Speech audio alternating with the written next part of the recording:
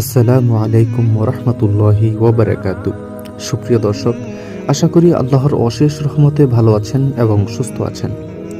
ইসলামের দৃষ্টিতে মানুষের পিছনে দোষ বর্ণনা, পরচর্চা ও নিন্দা করা জঘন্যতম অপরাধ।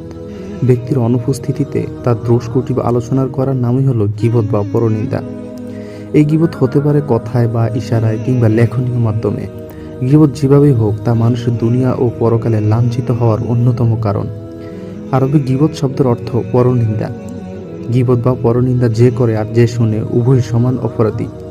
আল্লাহ তাআলা গীবতকারীকে মৃত ব্যক্তির গোশত ভক্ষণকারী হিসেবে সাব্যস্ত করেছেন।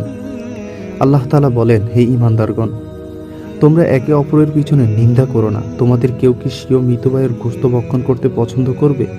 বস্তুত তোমরা তা একেবারেই ঘৃণায় করো। সূরা হুজরাত আয়াত 12।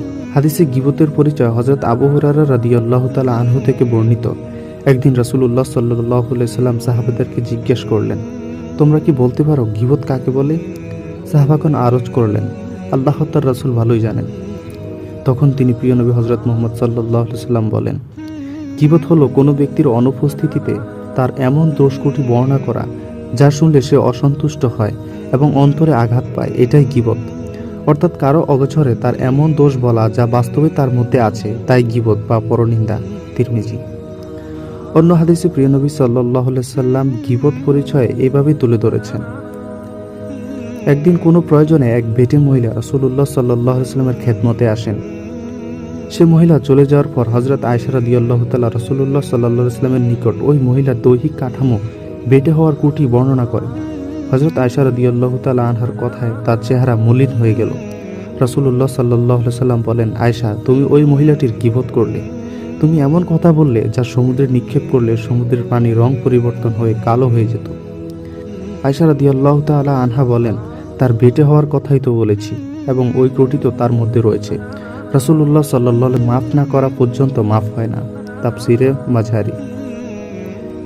গীবতের ক্ষতিকর দিক হাদিসে এসেছে, তোমরা গীবত বা পরনিন্দা করা থেকে বেঁচে থাকো, কারণ তাতে রয়েছে 3টি মারাত্মক ক্ষতি। 1 নাম্বার, গীবতকারীর দোয়া কবুল হয় না। 2 নাম্বার, গীবতকারী কোনো নেক আমল আল্লাহ তাআলা কবুল করেন না। 3, আমলনামায় তার পাপ বৃদ্ধি হতে থাকে। বুখারী। গীবতকারীর শাস্তি হযরত হাসান ইবনে মালিক রাদিয়াল্লাহু তাআলা আনহু থেকে বর্ণিত। রাসূলুল্লাহ সাল্লাল্লাহু আলাইহি সাল্লাম বলেছেন, মেরাজের রাতে আমাকে এমন একদল মানুষের পাশ দিয়ে নিয়ে যাওয়া হলো যাদের নখ ছিল তামার। তারা নখ দ্বারা মুখমণ্ডল ও দেহের গোশত আঁচড়াচ্ছিল। আমি জিবরাইলকে জিজ্ঞেস করলাম, ওরা কারা? তিনি বলেন, ওরা ওই সব লোক যারা তাদের মুসলমান ভাইদের গীবত করত এবং ইজ্জতহানি করত। মাঝারি। পরিশেষে গীবত করা হারাম ও কবিরা গুনাহ। গীবতের মাধ্যমে আল্লাহ তাআলার হক ও বান্দার হক দুটোই নষ্ট করা হয়।